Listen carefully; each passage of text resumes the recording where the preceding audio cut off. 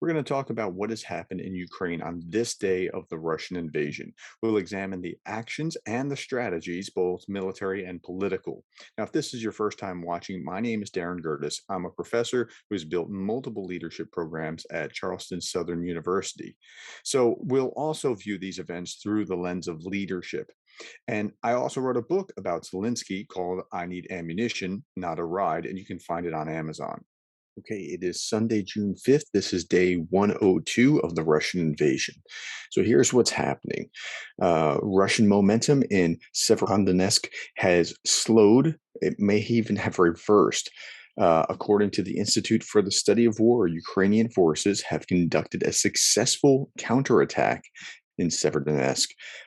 Over the last 48 hours, they've kind of pushed the Russian troops back to the eastern outskirts. So it's really interesting to see the city go back and forth. Now, if the if the Russians could capture Severodonetsk, it would be a huge morale boost for Russia. It would be almost proof that they're doing what they're doing, or they're winning their special operation. Severodonetsk and then Lysychansk, and then just a little border region beyond that is the very end of the Luhansk district. Now, it works the other way as well. It's a huge morale boost for the Ukrainians to be able to take it back. And so we'll just see what happens. My guess is that the city will change hands multiple times moving forward. Okay, so the Institute for the Study of War also reported that another Ukrainian general, not Ukrainian, a Russian general has been killed somewhere near Popasna. Now, this is just fascinating because the number of generals killed has been at such a high rate. There's at least half dozen, probably more than that, probably closer to 10. I don't know exactly what the figure is, but I know that there's at least a half dozen generals killed.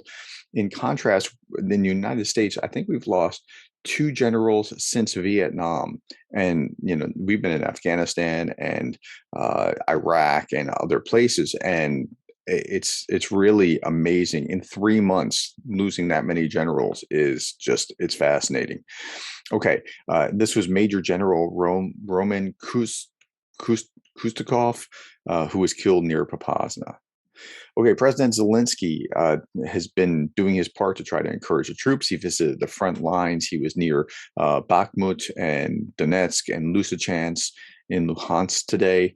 And just getting out, getting ground truth is a really good thing, let alone the shot in the arm for the encouragement that, the president has come to see them. At the same time, President Putin's not happy. He fired long-range rockets on Kyiv, and he did so because of the new Western weapons that are coming into town. He really doesn't like it, and he said in an interview, "quote to strike targets we hadn't hit before." That's what he was going to be doing because if you do this thing, and then he said a funny thing that seemed to almost contradicts it. All this fuss around additional deliveries of weapons, in my opinion, has only one goal: to drag out the armed conflict as much as possible. It's all this fuss. It's a little thing. But the point is to drag it out as much as possible. No, not exactly. It's to win. It's to beat you. It's to make you surrender and say, I quit. It's not to drag it out. But from his perspective, it's just trying to prolong the war. No, they're trying to equip the Ukrainians in order to win, and that's really the goal. It's interesting. I've read a number of books about Putin, and I think he wants to be Vladimir the Great, like Peter the Great or Catherine the Great. By the way, Catherine the Great had New Russia, like she expanded into Ukrainian territory and took an area and called it New Russia. That's kind of what Vladimir the Great wants to do, but I think he's more Vladimir the Terrible, and I don't know why we haven't latched onto that moniker. Tell me what you think about that, because I think Vladimir the Terrible is a more appropriate term. Okay. Zelensky addressed the National Film Awards in Lithuania today. And again, it's another venue that would seem odd until you realize what he's doing.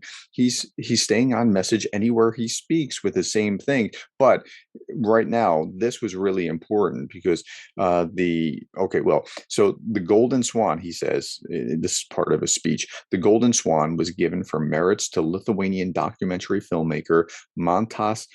I don't know how to pronounce that name. Kevedorantikis. I can't pronounce Ukrainian names. I can't pronounce Lithuanian names. I've been to Lithuania 3 times. I can't pronounce it. Who died at the hands of Russian occupiers in Mariupol. So this Lithuanian filmmaker was killed making a film about what was going on in Ukraine, particularly in Mariupol, and he was killed. And so President Zelensky is honoring him. Now, he's speaking to these filmmakers as a fellow artist. Remember, Zelensky has a background in television and movie production and that kind of thing.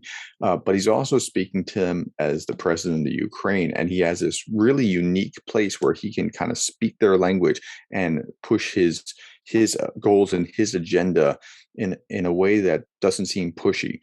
And he said this: art itself, culture in all its forms, and it's all the in all their senses, shape people, educate them, or vice versa, close them in the dark, in the lies. And it can be the responsibility of movies, books, songs, and radio, everything we hear, see, and read. That is why it's important to bear the truth. And so what he's doing is he's enlisting the media, the artists, the culture makers into the cause of Ukraine. And I thought, wow, he's really brilliant about where and when he speaks and what he says. All right, well, that's it. Thank you for listening to me. It's day 102. Stay tuned and come back on day 103. Hey, if this video was helpful, hit like to help others find it in YouTube's algorithm. Subscribe so that you can stay informed. And one more thing, if you are moved to contribute to the humanitarian aid for Ukraine, I have a link below for Samaritan's Purse. If you want to give, be sure to give only to reputable organizations. There's a lot of scammers out there. Thanks for your time.